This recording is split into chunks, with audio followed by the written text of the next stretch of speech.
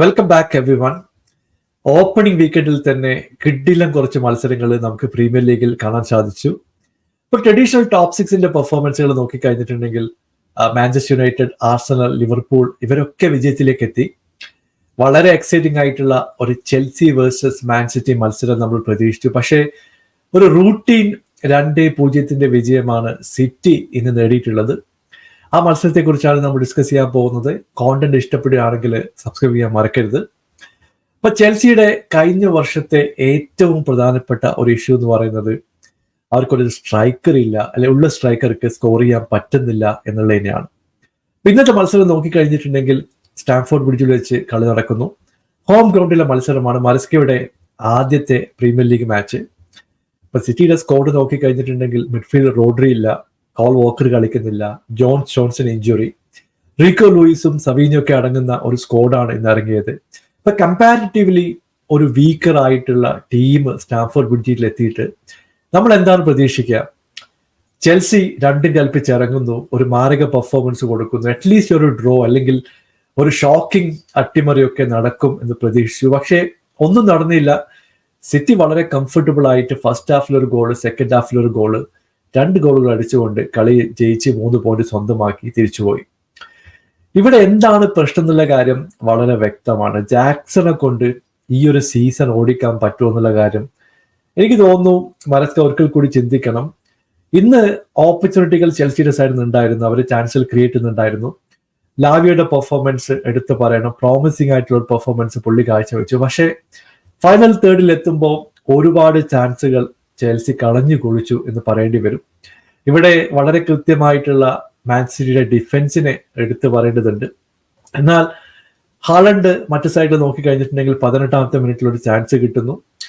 കുക്കറയെ block ചെയ്യേണ്ട ഒരു പന്തായിരുന്നു, പക്ഷേ പുള്ളി ഡ്രിബിൾ ചെയ്ത് വളരെ കൃത്യമായിട്ട് ആ ഷോട്ട് ബോക്സിലേക്ക് എത്തിക്കാൻ ഹാലണ്ടിന് സാധിച്ചു. അങ്ങനെ 1-0 ലീഡിലേക്ക് സിറ്റി വരികയാണ്. ഈ ഹാലണ്ടിനെ പറ്റി പാട്ടൊക്കെ പാടുന്നതിന് പകരം പുള്ളി കുറച്ചുകൂടി ആ ഒരു യൂറോയിൽ കളിച്ച കളിയെങ്കിൽ ഇന്ന് കളിച്ചിരുന്നെങ്കിൽ എനിക്ക് തോന്നുന്നു പുള്ളിനെ ബ്ലോക്ക് ചെയ്യാൻ സാധിക്കുമായിരുന്നു എന്നാണ് എൻ്റെ ഒരു പേഴ്സണൽ ഒപ്പീനിയൻ.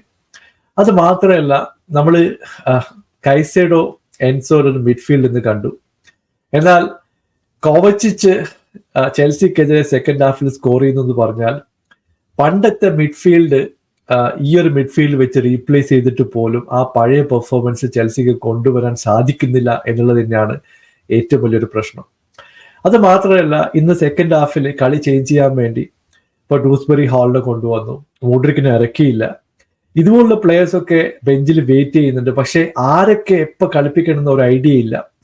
ഈ വരുന്ന പ്ലെയർക്കാണെങ്കിൽ ഒരു ഇമ്പാക്ട് കൊണ്ടുവരാൻ സാധിക്കുന്നുമില്ല. ഇത് മരസ്കയുടെ മാത്രം പ്രോബ്ലം ആണെന്ന് നമുക്ക് പറയാൻ സാധിക്കില്ല. കാരണം ബ്രില്യൻ്റ് ആയിട്ടുള്ള കുറച്ച് പ്ലേയേഴ്സ് ഉണ്ട്, ആവറേജ് ആയിട്ടുള്ള കുറച്ച് പ്ലേയേഴ്സ് ഉണ്ട്. ഇവരൊരു മിക്സ്ചർ ആയിട്ട് മാത്രമാണ് ചെൽസി സ്കോഡിനെ നമുക്കിപ്പോൾ കാണിക്കാൻ സാധിക്കുന്നത്.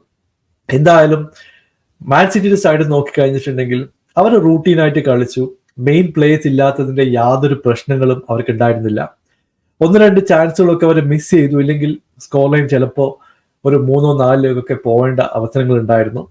ചെൽസിയുടെ സൈഡ് നോക്കിക്കഴിഞ്ഞിട്ടുണ്ടെങ്കിൽ കിഡിലെ 3-4 ചാൻസ് അവർ ക്രിയേറ്റ് ചെയ്തു. പക്ഷേ ഒന്നുപോലും ടാർഗറ്റിലേക്ക് എത്തിക്കാൻ ചെൽസിക്ക് കഴിഞ്ഞില്ല. വലിയൊരു തിരിച്ചടി തന്നെയാണ്.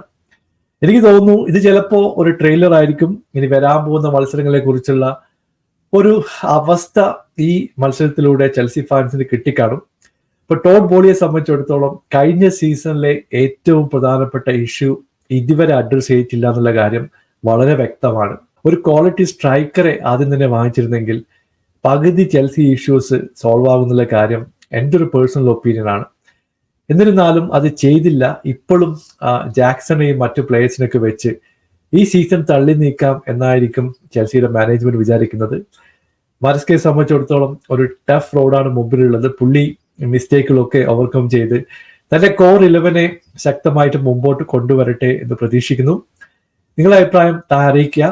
പുതിയൊരു വീഡിയോയുമായി വീണ്ടും കാണാം. Thank you so much for watching. Bye for now.